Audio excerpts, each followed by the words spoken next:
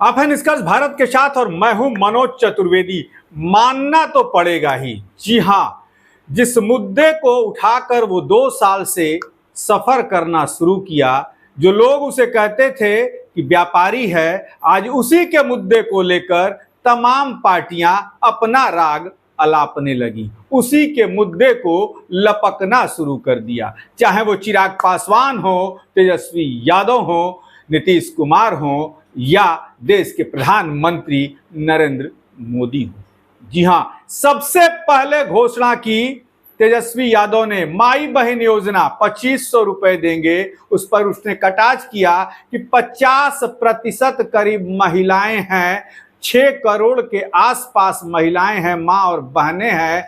यदि 2500 रुपया दिया करोगे, उतना तो बजट बिहार सरकार का सालाना नहीं है। जी हां, असर कुछ भी नहीं पड़ा। भाजपा ने भी कहा हम भी इतना देंगे, कोई असर नहीं पड़ा। लेकिन आज जब मुख्यमंत्री ने 1100 रुपए देने की घोषणा कर दी है, जो वृद्धा अवस्था पेंशन 400 रुपए थी, उसने नीतीश कुमार ने 1100 रुपया कर दिया।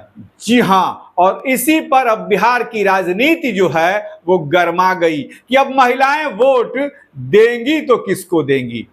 तेजस्वी यादव की मां बहन योजना पूरी तरीके से फलीभूत नहीं हो सकती, क्योंकि उसमें जो बजट का प्रावधान है, जितना बजट उसमें लगेगा, उससे कहीं ना कहीं कम ही बजट जो है वो राज्य सरकार का है। नीतीश कुमार ने 1100 रुपया वृद्धा अवस्था पेंशन देने की बात की है। संभव लगता भी है, क्योंकि आज जब हमने जनसुराज के कद्दावर नेता रामबली चंद्रवंशी से पूछा कि आपसे भी ज्यादा वो कहीं ना कहीं हिसाब किताब लगाकर 1100 रुपए उन्होंने कहा है कि 1100 रुपया वृद्धावस्था पेंशन दी जाएगी, तो उन्होंने इसका स्वागत किया। जरा सा रामबली चंद्रवंशी को सुनवा दें। तो जनसुराज की थोड़ी सी जीत कहेंगे हम कि जनसुराज ने इस बात को गला फाड़ के 1 साल से प्रशांत किशोर जी कह रहे हैं कि जो 400 रुपये का सामाजिक सुरक्षा पेंशन है मानदेय के रूप में, वह 400 रुपये में 1 महीने का चाय का भी कीमत नहीं है। इसलिए जब हमारी सरकार आएगी तो हम 2000 रुपये करेंगे। इस बात को आप बराबर देख रहे होंगे जनसुराज के इससे। लेकिन आज सरकार कम से कम 400 रुपये से बढ़ा करके 1100 रुपये कर दी, तो यह जनसुराज की ही जीत मानेंगे थोड़ी देर के लिए कि जनसुराज के मांगों से उन्होंने सहमति जताई और कुछ आगे बढ़ करके, लेकिन हमारा उससे संतोष नहीं है।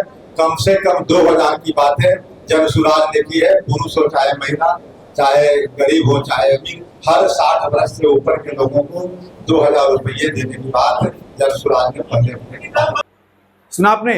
लेकिन प्रशांत किशोर ने 2000 गुणा भाग लगा के किया है। अब कांग्रेस भी पीछे क्यों रहने वाली होती। तुरंत उन्होंने कहा कि देख लीजिए, हमारी योजना को लपक लिया मुख्यमंत्री ने। 1100 क्यों भाई, हमने मां बहन सबको कहा है देने के लिए, लेकिन बजट आएगा कहां से। इसी पर प्रेमचंद्र मिश्रा, कांग्रेस के पूर्व एमएलसी और कद्दावर नेता, अपने समय के और आज भी कद्दावर नेता है, तुरंत जो है संवाददाता सम्मेलन बुलाया और क्या कुछ कह रहे हैं सुनवाते हैं।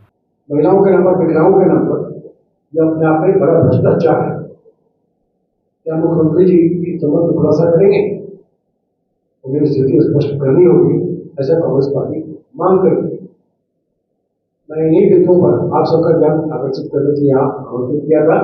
ये महत्वपूर्ण विषय है। मैं चाहता हूँ कि आपके माध्यम से आम जनता समझे किस तरह से उसके साथ छल किया जा रहा है, उसके साथ धोखाधड़ी की जा रही है, उसके झूठे आंकड़े दिखाए जाते हैं, प्रचार प्रसार के माध्यम से भ्रमित करने की कोशिश की जाती है। सच है, विकास के मामले में सरकार बिल्कुल खोखली साबित हुई है, उसके दावे खोखली साबित हुए हैं।